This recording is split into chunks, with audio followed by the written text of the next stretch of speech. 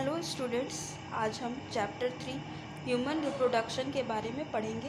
Human reproduction हम लोग start कर चुके हैं और उसमें आगे बढ़ते हुए हम मेल रिप्रोडक्टिव सिस्टम के बारे में पढ़ेंगे।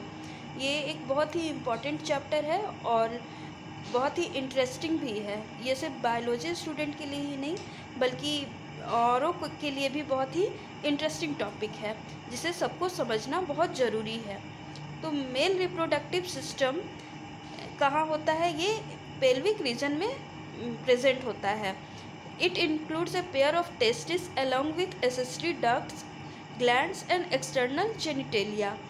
इसमें जो मेल रिप्रोडक्टिव सिस्टम का जो सबसे इम्पॉर्टेंट पार्ट होता है वो टेस्टिस होता है और उसके साथ साथ एसेसरी डक्ट्स भी प्रेजेंट होते हैं, कुछ ग्लैंड्स और एक्सटर्नल जेनिटेलिया प्रेजेंट होता है। Testis are situated within a pouch called scrotum. Testis एक पाउच में प्रेजेंट होता है जिसको स्क्रोटम कहते हैं। और स्क्रोटम जो है वो क्या करता है कि टेस्टिस के टेम्परेचर को लो रखता है, करीब 2 से 2.5 डिग्री सेंटीग्रेड टेम्परेचर लो होता है, जो नॉर्मल बॉडी टेम्परेचर से लो होता है, जिससे कि स्पर्मेटोजेनेसिस आसानी से हो सकता है। स्पर्मेटोजेनेसिस का मतलब होता है स्पर्म का फॉर्मेशन। इस लो टेम्परेचर में स्पर्म का फॉर्मेशन आसानी से होता है।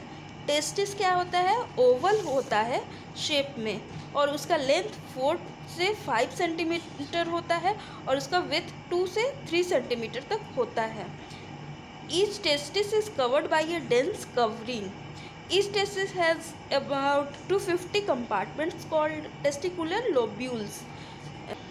टेस्टिस में अगर हम लोग ये जो डायग्राम देखते हैं तो इसमें जो ये पोर्शन है यहाँ पे टेस्टिस प्रेजेंट है। ये मेल रिप्रोडक्टिव सिस्टम है जिसमें 2 टेस्टिस होता है और ये जो 2 टेस्टिस है वो कवर्ड रहता है एक डेंस कवरिंग से।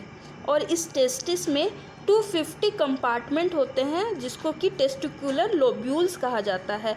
ये टेस्टिकुलर लोब्यूल्स जो है वो उसमें highly coiled seminiferous tubules present होता है जिनका फॉर्मेशन होता है।